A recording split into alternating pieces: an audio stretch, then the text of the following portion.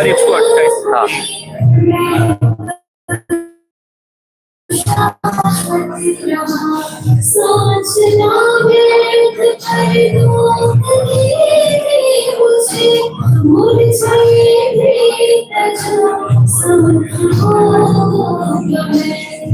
सदा से रहा आत्मा अब भी हूँ,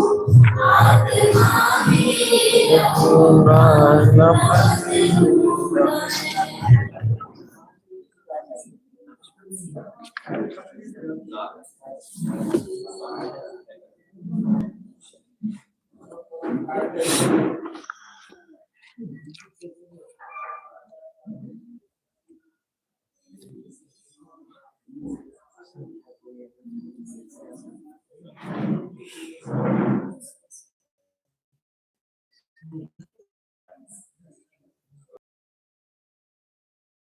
कर दिया आपने। आरंभ करते हैं, हाथ जोड़ लेवे। नमो अर्हन्ताणं, नमो सिद्धाणं, नमो आयर्याणं, नमो वज्रायाणं, नमो लोये सवसाहुनं,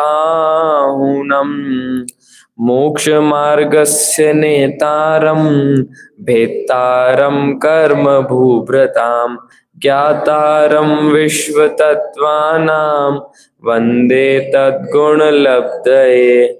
अरिहंत सिद्धाचार्य पाठक साधु है परमेष्टिपन, सब आत्मा की अवस्थाएं, आत्मा ही है शरण, आत्म के अहित विषय कषाय, इनमें मेरी परिणति न जाए, मैं रहूं आप में आप लीन, सो करूं होई जो निज अधीन।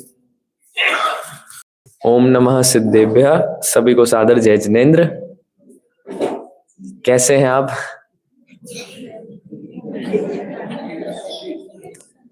एक बार सबकी फोटो खींचो और बाहर वायरल करो कि देखो दुखी लोगों के चेहरे,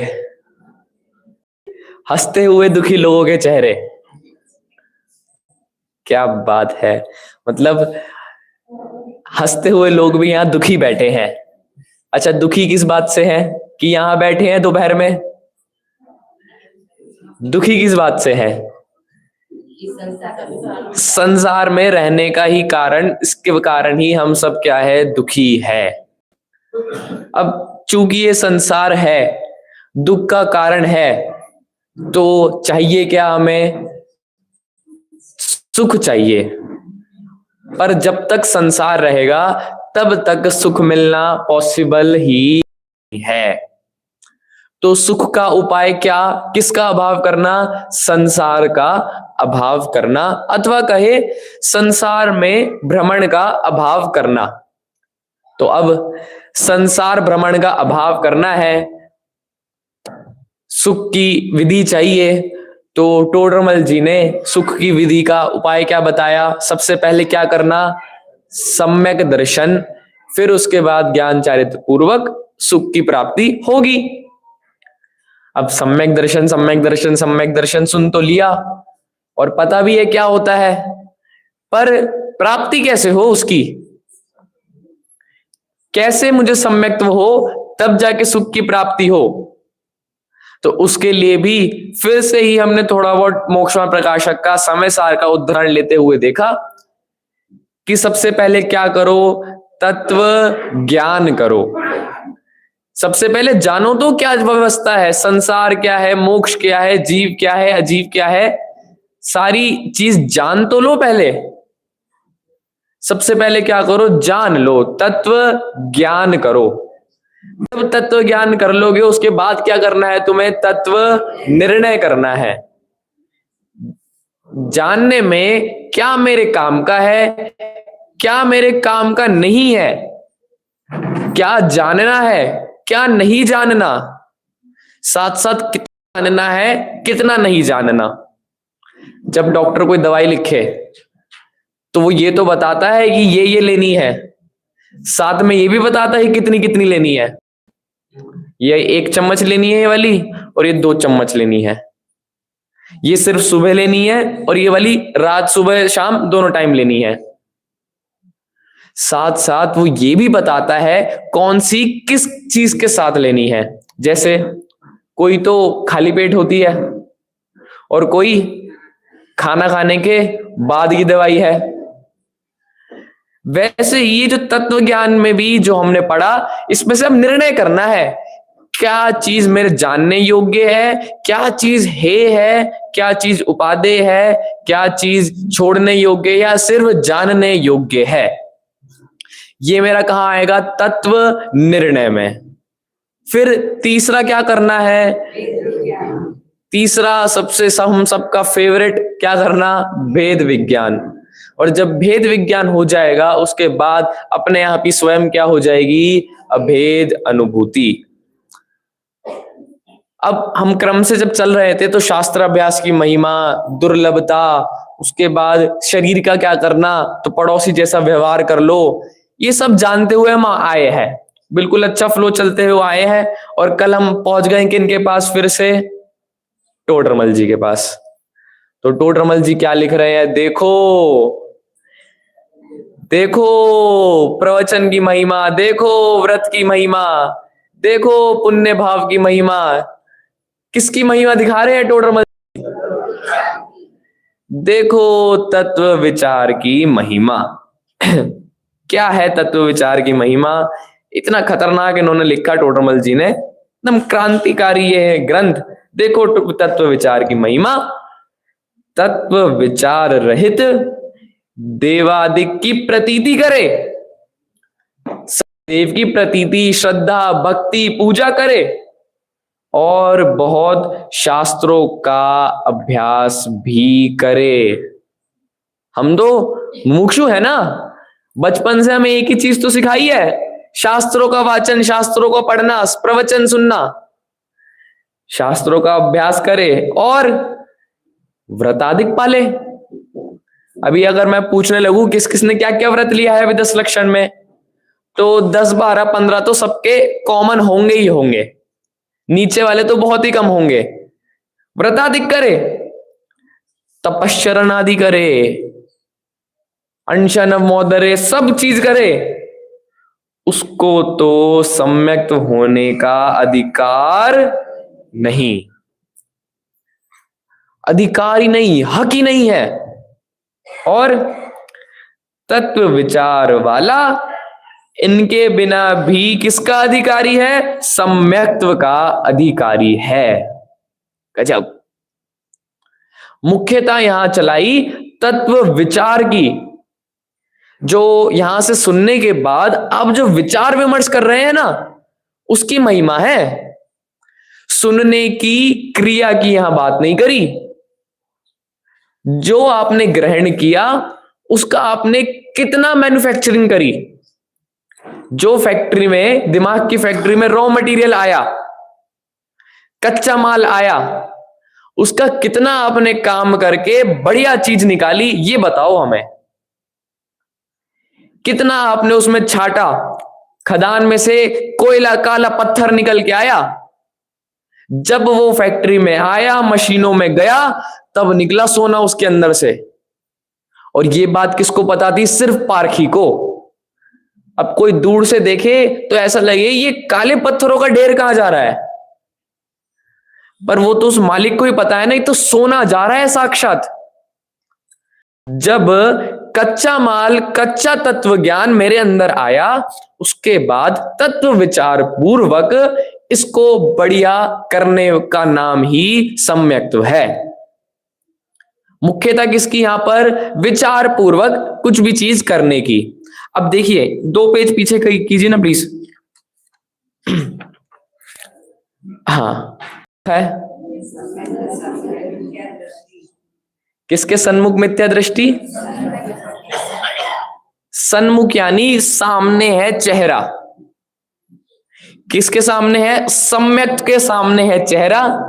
और कौन है? दोबारा से, यानी डायरेक्शन उसकी क्या है, चेहरा सामने मतलब डायरेक्शन क्या है उसकी, सम्यक्त की ओर है क्या अभी। इतना गजब का मिथ्या दृष्टि, आप पहचान नहीं सकते मिथ्या दृष्टि होगा, क्योंकि मंजिल उसकी कहां है, सम्यक्त की ओर, परंतु अभी भी वो क्या है।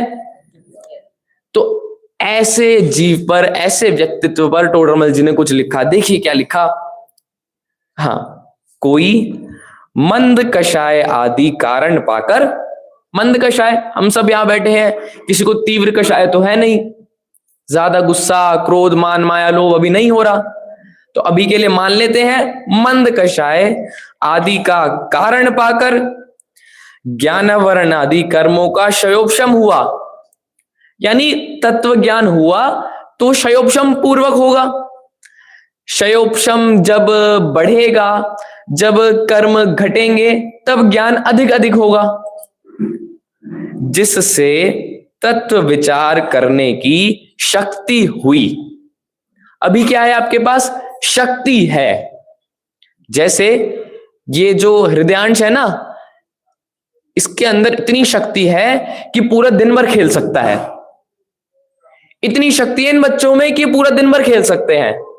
पर अभी क्या ये शक्ति का प्रयोग कर रहे हैं क्या, नहीं कर रहे। यहां पर अभी शक्ति की बात की है कि मंद कषाय के कारण क्षयोपशम इतना हुआ कि अभी तत्व विचार की हम सब में क्या है, शक्ति है। भाई साहब, आप सबके अंदर शक्ति है ना खड़े होने की, आप सब में पक्का सब में शक्ति है खड़े होने की, पर अभी उसका प्रयोग कर रहे हैं क्या, शक्ति है अभी तत्व विचार की। तथा, और देखिए, मोह मंद हुआ, मोह अभी कैसा हुआ, मंद हुआ, जिससे तत्व विचार में उद्यम हुआ। उद्यम यानी ट्राई करना शुरू किया, कोशिश करना शुरू किया। उल्टा लो इसको, यदि आप तत्व विचार करने की कोशिश कर रहे हैं, इसका मतलब आपका मोह कैसा है, अभी मंद है। और बाह्य निमित्त देव गुरु शास्त्रादि का हुआ, उनसे सच्चे उपदेश का लाभ हुआ, या कहें सच्चे उपदेश का लाभ हुआ। उसके बाद जब तत्व विचार हुए, तब मोह कैसा हुआ, मंद हुआ। अब देखिए, मोह के कर्मों से लड़ना है, सारे जितने भी कर्म के सेनापति है सबसे लड़ना है, तो कब लड़ा जाए, जब वो सबसे ज्यादा ताकतवर हो तब, या जब वो सबसे ज्यादा कमजोर हो तब। यदि आपने थोड़ा इतिहास छाना हो ना, तो जो थोड़े कमजोर राजा होते थे वो क्या करते थे, रात में जब सब सो गए तब चुपके से चले गए, आग वाग लगा दी, मार वार दिया सबको और आ गए। उस टाइम उनकी जो दशा थी, उनकी जो शक्ति थी, वो उस टाइम कैसी थी, मंद थी। सोते टाइम ध्यान नहीं था। तो जब मंद, जो कम शक्तिशाली चीज है, उस पर अटैक किया जाए तो वो जल्दी खत्म होगा। तो मोह मंद का यहां उपाय क्या बना, मोह कैसे मंद हो, तो लिखा तत्व विचार। हो रहा है, आप सबको कनेक्ट हो रहा है बात, क्या बात चल रही है यहां पे, तत्व विचार से क्या मंद होगा, मोह मंद होगा। देखिए, अब मोह मंद हुआ है, तत्व विचार करना, तो देखो और क्या लिख रहे हैं वहां, अपने प्रयोजन भूत, यानी प्रयोजन भूत से यहां समझिए आपका सिलेबस क्या है। आपको सब चीजों का विचार नहीं करना, प्रयोजन भूत मतलब आपका सिलेबस, मोक्ष जाने के लिए आपके लिए काम की चीज क्या है, मोक्ष मार्ग के, देव गुरु धर्मादिक के, जीवादि तत्व के, तथा निज पर के, और अपने को हितकारी अहितकारी भावों के। सिलेबस बताया, देखो कितना बड़ा सिलेबस है, क्या लग रहा है, मोक्ष मार्ग, देव गुरु धर्म, जीवादि तत्व, निज और पर, और जो अपने को अहितकारी और हितकारी हो।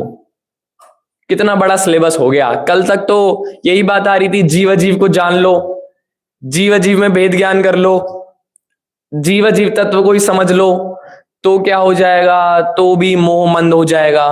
अब इतना बड़ा इन्होंने सिलेबस रख दिया कि आपके सम्यक के एग्जाम में ये चीजें पूछी जाएगी आपसे कि आपको देवगुरु धर्म का श्रद्धान है कि नहीं है, देवगुरु धर्म को समझते हो कि नहीं समझते। क्योंकि यदि कुदेव कुगुरु कुधर्म को समझते हो, वहां जाते हो, तो सम्यक तो नहीं हो सकता। जीवादि तत्व के नाम पता है कि नहीं पता? आपको पता है ऐसे कई मत हैं जिनमें 28 तत्व है, किसी में 1 तत्व है, किसी में 11 तत्व है। ऐसे अन्य मतों में भी तत्व बताए गए हैं, परंतु सही तत्व को जान के सही तत्व का विचार है कि नहीं है। और निज और पर, क्या मेरा है, क्या मेरे स्वभाव है, पर क्या मेरे पर भाव है, कौन कौन मेरी बाउंड्री से बाहर है, अपने को अहितकारी हितकारी क्या है, किस चीज में मेरा हित है, मैं ऐसा क्या काम करूं जिसमें मेरा हित हो और ऐसा क्या ना करूं जिसमें मेरा अहित हो। ये आपको बस पहचानना है, ये आपको जानना है। इत्यादि उपदेश से सावधान होकर ऐसा विचार किया कि अहो, मुझे तो इन बातों की खबर ही नहीं। क्या तत्व ज्ञान मिला, मुझे तो पता ही नहीं था।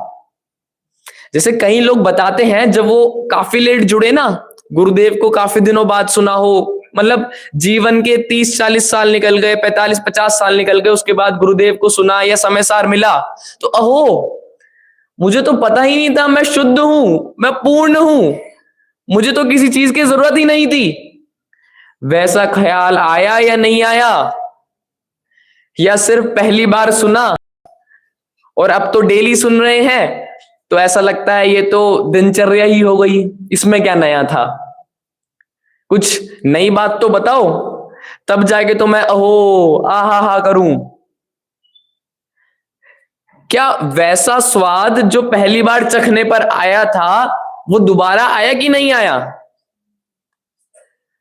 जैसे कोई सब्जी बनी, दोपहर में वो सब्जी खा ली, उस समय तो बड़ी अच्छी लगी, उस समय तो बहुत मजा आया, अब थोड़ी सी बच गई तो मम्मी ने शाम को भी वही दे दी, शाम को भी खा ली, ठीक है, एक ही दिन की थी, थोड़ी सी फिर बच गई, तो अगले दिन सुबह नाश्ते में भी वही दे दी, थोड़ी फिर बच गई, तो दोपहर में भी मनपसंद सब्जी बहुत अच्छी बनी थी, तो जो पहली बार खाने में स्वाद आया वो दोबारा आया कि नहीं आया? वैसे ही जब पहली बार सुना ये सब, तब जो अहो भाव आया वो अब आ रहा है कि नहीं आ रहा? अपनी परीक्षा कीजिए। जो बात देखिए, जिनागम में वही बात, मोक्ष मार्ग के संबंध में वही बातें हैं, नई नई बात कोई कहीं से पैदा नहीं हो रही है, समझाने का तरीका अलग हो सकता है, परंतु वही बात सुन के, वही बात समझकर अंत में निष्कर्ष ये निकालिए, अहो, मुझे तो इन बातों की खबर ही नहीं। यानी जब आप बैठे हैं, जब आप शास्त्र अभ्यास कर रहे हैं ना, उस समय बिल्कुल अज्ञानी हो जाइए, उस समय अपने आप को पंडित, उस समय अपने आप को ज्ञानी ना मानकर, उस समय तो ऐसा ही विचार कीजिए, ये तो मेरे हित की ही बात है, ये तो मुझे अभी पता चली। तब जाके माना जाएगा कि हां, कुछ तो किया है, कुछ तो नया हुआ है। और देखिए, मैं ब्रह्म से भूलकर प्राप्त पर्याय ही में तन्मय हुआ, तन्मय हुआ, लिप्त रहा। जो ये प्राप्त पर्याय, अभी जो प्राप्त पर्याय है, ये मनुष्य भव, जो भी सामग्री मुझे प्राप्त है उसमें तन में रहा। शब्द क्या लिखा है यहां पे? भ्रम से। भ्रम। और गुरुदेव श्री तो आज और पागल कह रहे थे, मत वाला कह रहे थे। ये ज्ञानी मत वाला हुआ है, पागल हुआ है। भ्रम में पढ़कर प्राप्त पर्याय में ही अपनापन मान लिया। वही बार बार याद आता है। देखिए, कोई ऐसा नहीं आपको पूरा ग्रंथ पढ़ना पड़े। यदि वो पागल वाला उदाहरण ही समझ आ गया है, पागल को किसी ने क्या पहना दिए? कपड़े। तो वो क्या सोच रहा है? ये तो मैं ही हूं। तन्मय हो रहा है उसमें, ब्रह्म में। यदि वही उदाहरण समझ आ जाए और अपने पे लग जाए तो बस हो गया। दोबारा यहां ब्रह्म में लगकर प्राप्त पर्याय में तन्मय हुआ, परंतु टोडरमल जी का परंतु है सबसे खतरनाक। परंतु इस पर्याय की तो थोड़ी ही काल की स्थिति है। अब पर्याय की स्थिति कितनी? थोड़ी तो लिख दी यहां पर। वैसे पर्याय कितने समय की? एक समय। अच्छा, सिर्फ बुरी पर्याय की स्थिति एक समय की या अच्छी की स्थिति भी एक समय की? सारी की? पक्का? तो देखो, अब यदि मिथ्यात्व का भ्रम हो रहा है तो वो कितने समय का हो रहा है? तो मिथ्यात्व यदि जाएगा तो कितने समय में जाएगा? सम्यक यदि आएगा तो कितनी जल्दी आएगा? अहो, इन बातों की तो मुझे खबर ही नहीं। थोड़ी ही काल की स्थिति है।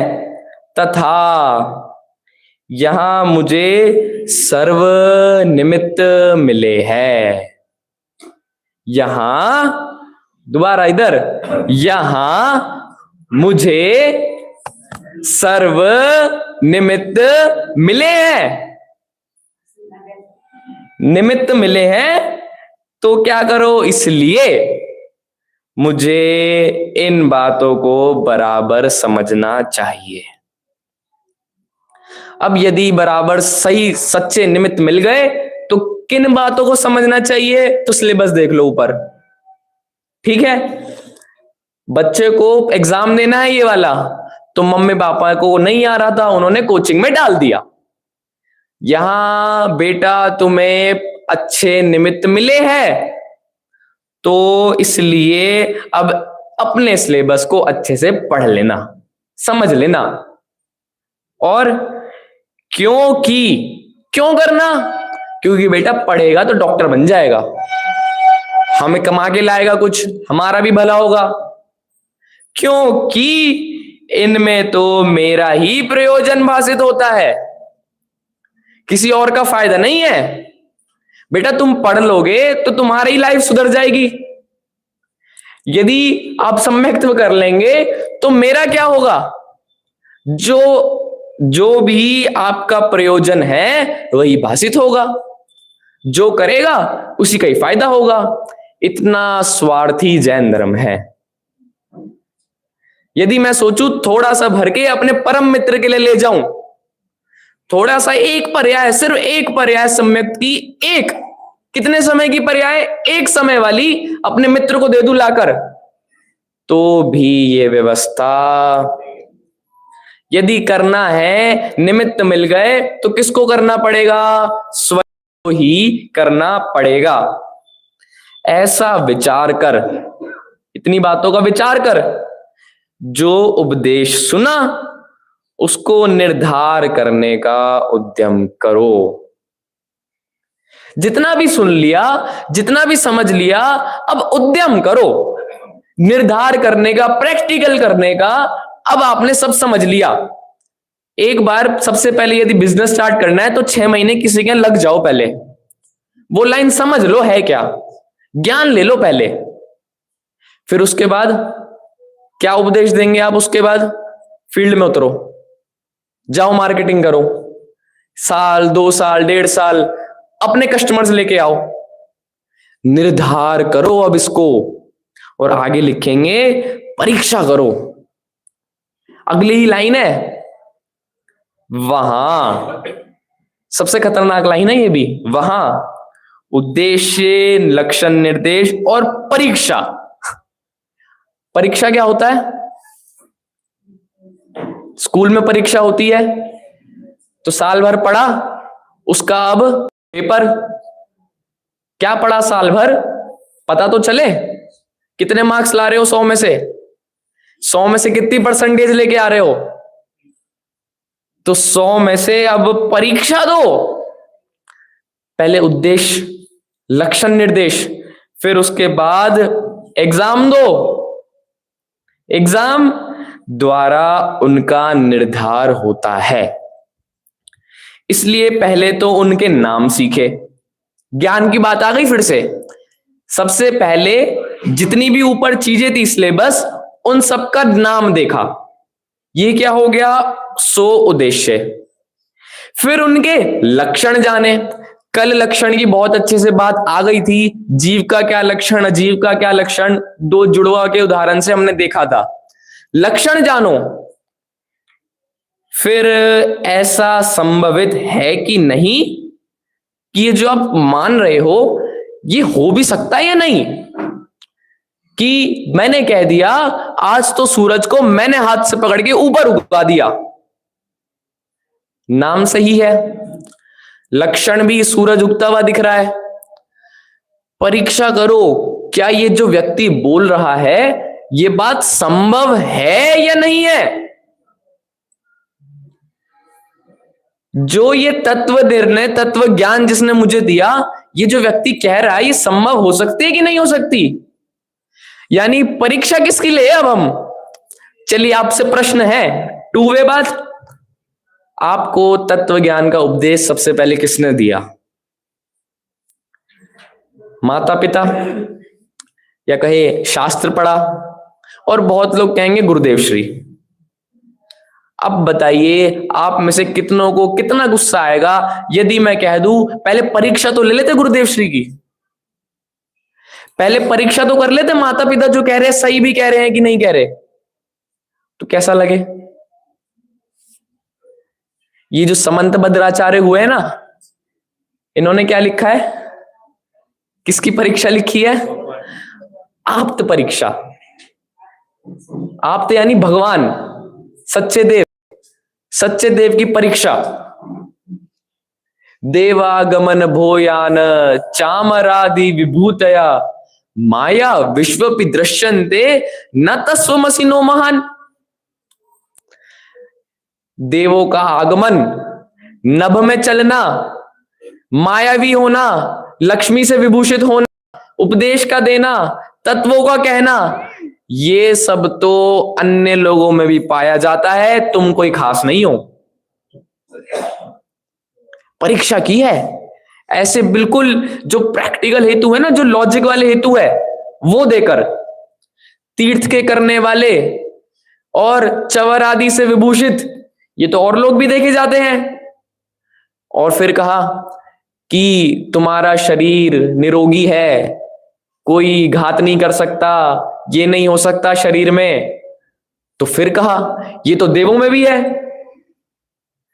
परीक्षा की है बिल्कुल। क्योंकि परीक्षा तो अब लिख रहे हैं आगे, कर कीजिए आगे, वहां नाम सीख लेना और लक्षण जान लेना, यह तो उपदेश के अनुसार होते हैं। जैसे उपदेश दिया हो वैसा याद कर लेना। अब देखो परीक्षा की बात। तथा परीक्षा करने में अपना क्या चाहिए? क्या चाहिए भाई? टीचर ने 30 बच्चों को 365 दिन एक जैसा पढ़ाया।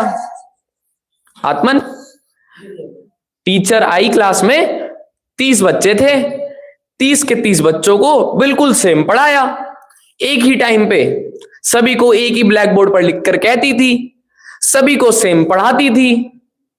तो कोई फर्स्ट क्यों आता है और कोई लास्ट क्यों आता है? उसका कारण है क्या चाहिए? विवेक। भाई सब जागरूक है कि नहीं है?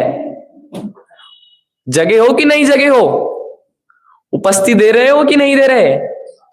और कहते हैं शारीरिक उपस्थिति है कि मानसिक उपस्थिति भी है? तुम्हारा शरीर तो यही है पर दिमाग कहीं और है। विवेक चाहिए, क्या ग्रहण करना, कितना ग्रहण करना, ये बात सही भी आ रही है या नहीं आ रही।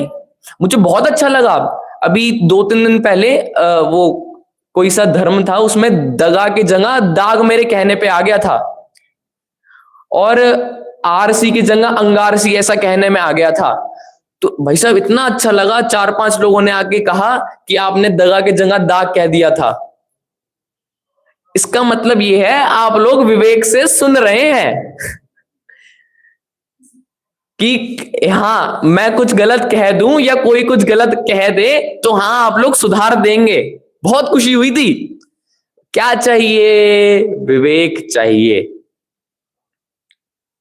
और जब विवेक होगा तब देखिए, सो विवेक पूर्वक एकांत में अपने उपयोग में विचार करे।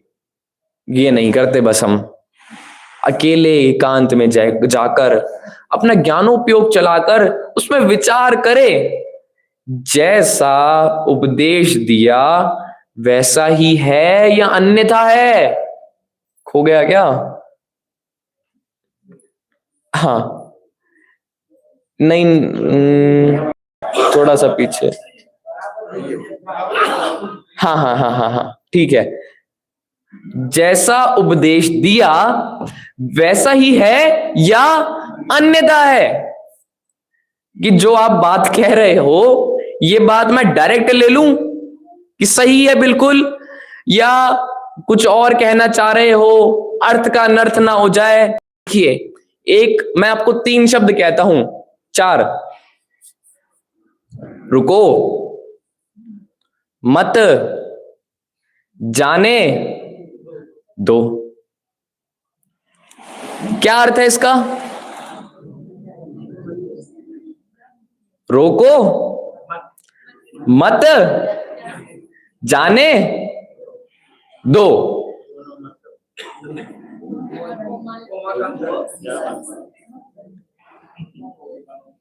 अब बताओ, मेरे को किसी को रोकना था सच में, तो मैंने ये लिख कर दिया। अब उसने क्या पढ़ा?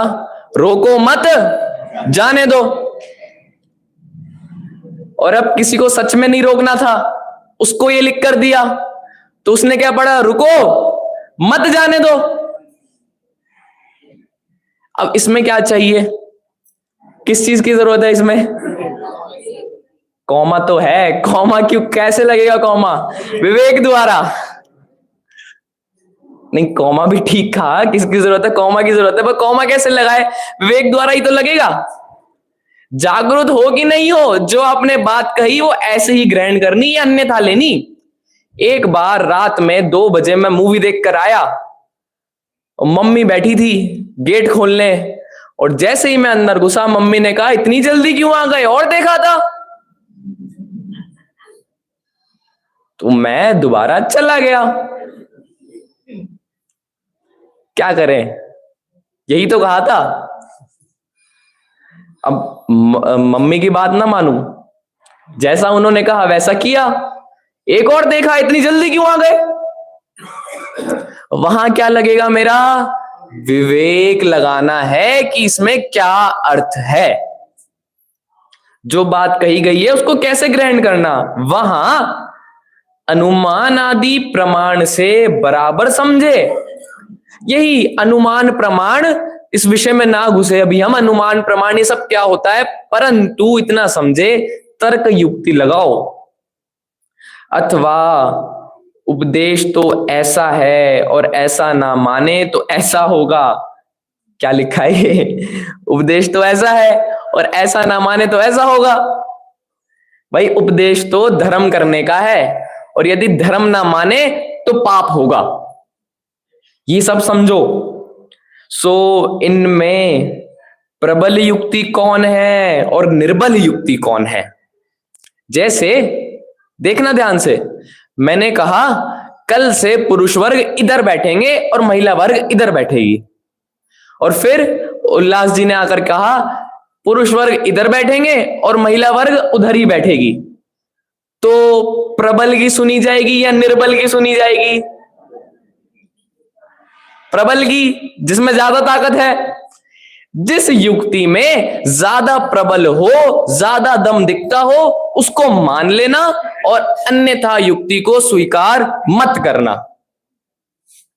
ऐसी यहां बात है। देखो, जो प्रबल भाषित हो उससे सत्य जाने, तथा यदि उपदेश में अन्यथा सत्य भाषित हो अथवा उसमें संदेह रहे, निर्धार ना हो, अभी सब सुन लिया, सब समझ लिया, सब पढ़ लिया, परंतु अभी क्या है, थोड़ा संदेह है, अभी ग्रहण नहीं हो रहा, तो क्या करें?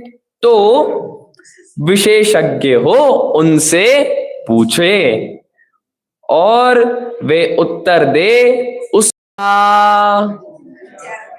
फिर आ गए विचार पे। अंत बता टोडरमल जी कहां लेकर आ रहे हैं? बार बार विचार करो। यहीं कहीं यदि कहीं फंस रहे हो ना, तो किसी विशेषज्ञ से पूछ लो, प्रश्न पूछ लो, उनसे उत्तर सुन लो, परंतु सिर्फ सुनना नहीं, उसके बाद फिर क्या करना? विचार करना। ठीक है? आप सबको समझ आ रहा है क्या? तेज तो नहीं हो रहा? पक्का? चलिए, विचार कहां गया?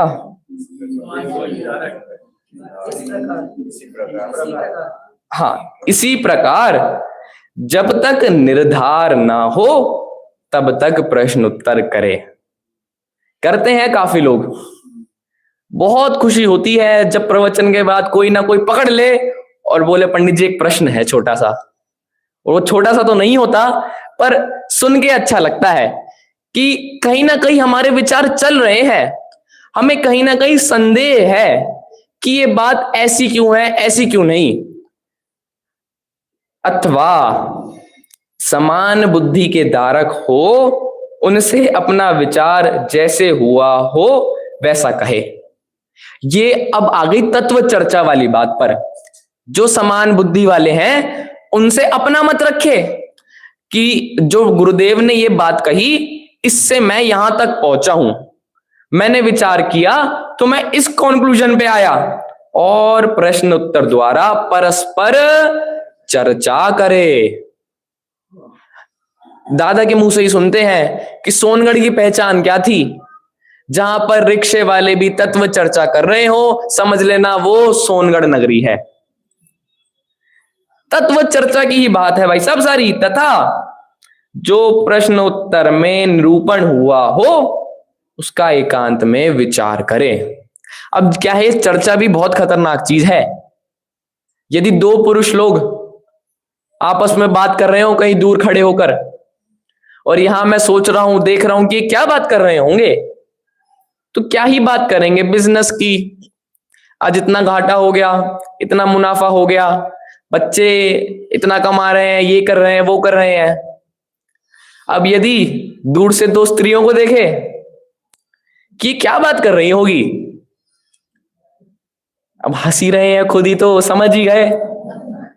एक ऐसी बात भी आती है, सुनना, एक स्त्री 1 घंटे में 20 रोटी बनाती है, तो बताओ 5 स्त्री 1 घंटे में कितनी रोटी बनाएगी? कितनी बनाएगी? एक भी नहीं बनाएगी। परस्पर में चर्चा ही इतनी होगी। चर्चा का मुख्य यहां पर क्या है, जो आप विचार करेंगे ना, जो आप बार बार जान रहे हैं, जिस चीज का आप ज्ञान कर रहे हैं, चर्चा में वही निकलेगा। जब आप विपिन जी भाई साहब के पास है, किसी भी पंडित विद्वान के पास जाते हैं, तब भी आप चर्चा करते हैं, परंतु जो उस समय आपका विचार होता है प्रवचन के बाद का, आप वही प्रश्न है। यदि मन ही इतना निर्मल हो कि उसमें तत्व ज्ञान की ही बात हो, तो हमारी दैनिक चर्या भी, दैनिक चर्चा भी किसकी हो? सिर्फ तत्व की हो। इसी प्रकार जब तक अपने अंतरंग में, कहां तक जाना है? अंतरंग में जैसा उपदेश दिया था वैसा ही निर्णय होकर। अरे परीक्षा करनी थी, देखिए कि सही है या गलत है। अब क्या कह रहे हैं, जैसा उपदेश दिया वैसा ही निर्णय कर। मेरे को मैथ्स की बुक इसलिए बहुत बेकार लगती थी। मैथ्स की जो बुक होती थी गणित की, उसमें आगे तो क्वेश्चन दिया है और सबसे लास्ट पेज पर उसका क्या दिया है, आंसर। पहले तो क्वेश्चन है कि तुम में जितनी दम होती हो क्वेश्चन को सॉल्व कर लो। अब जो आंसर निकला ना, अब वो सही है या गलत है वो किससे मिलान करो, पीछे पलट के मिलान करो। जो तत्व ज्ञान में आया उसका विचार तो करना, परंतु क्या उत्तर आना चाहिए, जैसा उन्होंने कहा।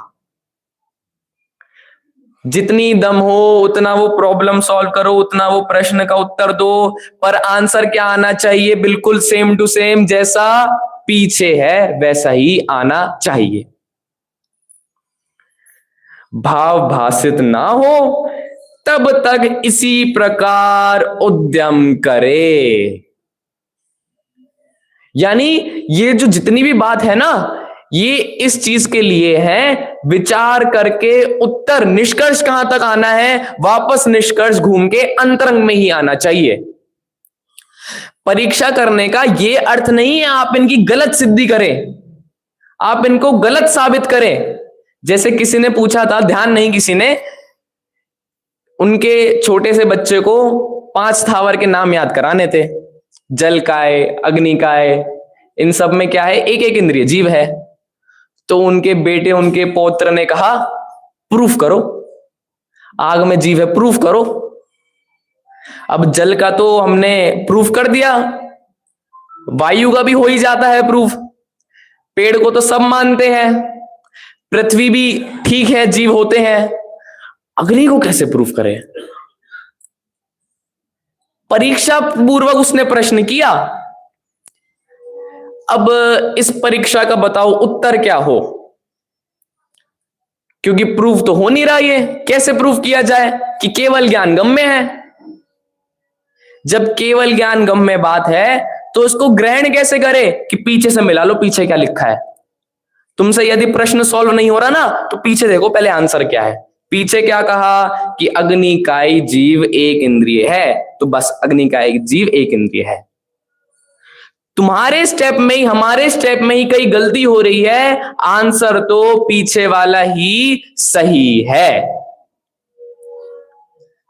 डाउट, जिज्ञासा होना, तर्क वितर्क होना बिल्कुल सही है, बिल्कुल सही बात है, करना चाहिए, परंतु इसका उत्तर क्या हो, आखिरी वाला जो पीछे देख लो, जो कहा उत्तर है वही उत्तर आना चाहिए।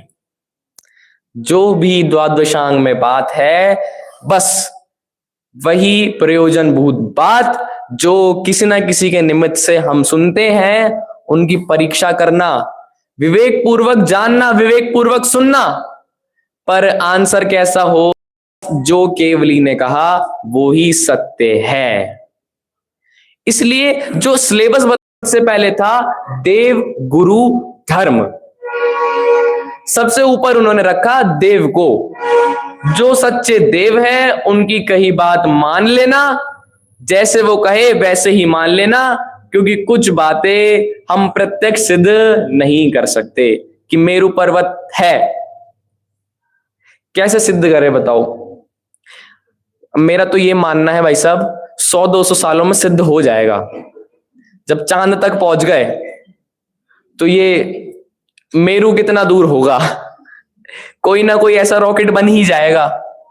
परंतु अब क्या करे, अभी केवल ज्ञान में आ गया, शास्त्रों में सुन लिया, तो इसको मान लेना, अनुमान से सिद्धि कीजिए। या तो प्रत्यक्ष देख लो, यदि प्रत्यक्ष ना देख पाओ, अनुमान ज्ञान द्वारा सिद्ध कीजिए, आप्त द्वारा, आगम द्वारा। आंसर वही होना चाहिए जो सच्चे देव ने कहा। तर्क वितर्क से ही हमें तत्व ज्ञान होगा। अब इसमें ही आगे हम बढ़ेंगे ना, तो कहेंगे तत्व विचार पूर्वक ही सम्यक की प्राप्ति होगी। इसलिए ही तत्व विचार की महिमा है, इसलिए ही आज का पूरा विषय लिया गया है। क्योंकि हमारा स्वभाव कैसा हो गया है भाई साहब, हम क्या करते हैं, सुन के यहां से चले जाते हैं सीधा कहां पर, और भोजनालय में जाते ही क्या विचार आता है, जो भी यथा योग्य विचार आए, यहां से कर जाए जो तत्व ज्ञान, उसका विचार जरूर करना। बस वही गाय बन जाइए, गाय के तरह खाइए, बार बार बार बार बार उसी का ही रस स्वादन लीजिए, तब जाके ही हमारा कल्याण होगा। इसी भावना के साथ आज की बात को विराम देते हैं। ओम नमः सिद्धेभ्य।